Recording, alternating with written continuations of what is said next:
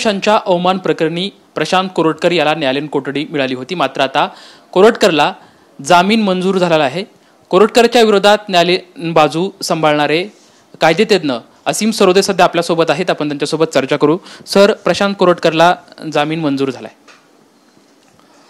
कायद्याच्या प्रक्रियेनुसार विचार केल्यास ज्या कलमांच्या आधारे प्रशांत कोरटकर या आरोपीवर गुन्हा नोंदवण्यात आला होता आणि त्याच्यामध्ये 3 वर्ष जास्तीत जास्त शिक्षा असं स्वरूप असल्यामुळे कायदेशीर प्रक्रियांचा विचार केला तर प्रशांत कोरटकरला जामीन होणं ही काही खूप धक्कादायक गोष्ट आहे असं मला मुळीच वाटत नाही। तरीसुद्धा प्रशांत कोरटकरनी ज्या पद्धतीचं वक्तव्य केलं, छत्रपती शिवाजी महाराज, छत्रपती संभाजी महाराज यांच्या विचारांचाच अनादर केला नाही तर त्यांच्या चारित्र्यावर संशय घेतला, जिजाऊ मासाहेबांच्या चारित्र्यावर संशय घेतला की बायोलॉजिकल फादर छत्रपतींचे कोण होते, अशा प्रकारचे उद्गार त्यांनी संवादातून काढले। त्यामुळे त्या वाक्यांची त्याने शिवीगाळ केलेली आहे आणि अत्यंत विकृत स्वरूपाचे वक्तव्य केलेलं आहे।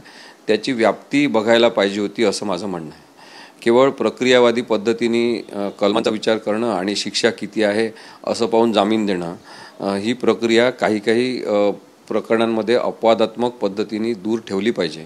आणि हे प्रकरण तशा स्वरूपाचं होतं कारण की जे वक्तव्य त्यांनी महापुरुषांबद्दल केलं होतं त्याच्यामुळे महाराष्ट्रातल्या अनेक लोकांच्या भावना म्हणजे मॅक्झिमम लोकांच्या भावना दुखावल्या आणि समाजामध्ये एक दुःख व्यक्त करण्यात आलं की इतक्या वाईट पद्धतीने कोणीतरी छत्रपती शिवाजी महाराजांबद्दल, त्यांच्या आईबद्दल आणि संभाजी महाराजांबद्दल बोलतात आणि त्या माणसाला काहीच कसं होत नाही। ह्या सुद्धा सामाजिकतेच्या गोष्टी लक्षात घ्यायला पाहिजे कारण की प्रशांत कोरटकरनी काय केलं की सामाजिक नीतितत्व विरुद्ध कायदा अशी एक लढाई तयार केली आणि त्या लढाईमध्ये आज प्रशांत कोरटकरला जामीन झाला असला तरी लढाई अजून संपलेली नाही। केस चालणार आहे, प्रशांत कोरटकरला शिक्षा होईल अशा पद्धतीनेच आम्ही कामकाज पुढे करणार आहोत। तर आता जामीन मंजूर झालेला आहे, पुढची भूमिका काय असणार आहे आपली? मला असं वाटतं की प्रशांत कोरटकर ही एक प्रवृत्ती आहे। प्रशांत कोरटकरच्या ऐवजी म्हणजे हा हिंदू आहे त्याच्याऐवजी कोणी मुस्लिम असेल, कोणी बौद्ध असेल, कोणी जैन असेल, कोणी पारसी असेल, कोणी ख्रिश्चन असेल, कोणीही असलं तरी बेताल वक्तव्य करू नये ही लोकशाहीमध्ये जाणीव असण्याची गरज आहे। त्यामुळे कोणी उठावं, कोणाबद्दल काही बोलावं हे थांबलं पाहिजे। तुमची कोणावर श्रद्धा आहे तो श्रद्धेचा भाग आपल्या व्यक्तिगत स्वातंत्र्याचा आहे, अभिव्यक्ती स्वातंत्र्याचा आहे, परंतु आपली अभिव्यक्ती स्वातंत्र्याची जाणीव जी आहे ती जबाबदारीसह पालन केलं पाहिजे। आणि म्हणून प्रशांत कोरटकर ही माझ्यासाठी एक प्रवृत्ती आहे। मला काही प्रशांत कोरटकरची माझी दुश्मनी नाही, इंद्रजित सावंतची दुश्मनी नाही, परंतु प्रशांत कोरटकर सारख्या प्रवृत्तींना कायदेशीर धडा मिळाला तर सगळीकडे एक संदेश जातो की आपण अशा पद्धतीने कोणाहीबद्दल वक्तव्य करू शकत नाही। लोकशाही म्हणजे जबाबदारी आहे। खरं तर प्रशांत कोरटकर सारख्या व्यक्तीला जी आता ही न्यायालयीन कोठडी मिळाली आहे, काही दिवसा का होईना पण ही कोठडी मिळाली आहे, यातून ही वृत्ती काहीतरी धडा घेईल का किंवा समाजात आणखी एक चांगला काहीतरी एक मेसेज जाईल का की महापुरुषांच्या बाबत जर असं काही वक्तव्य केलं तर अशा गोष्टींना सामोरे जावे लागेल? प्रशांत कोरटकरनी ज्या तथाकथित पत्रकारितेतून स्वतःचा उत्कर्ष करून घेतला त्याची माहिती महाराष्ट्रातल्या सगळ्या पत्रकारांना, अनेक राजकीय नेत्यांना आणि अनेक पोलिसांना आहे की अशा प्रकारची पत्रकारिता नसते।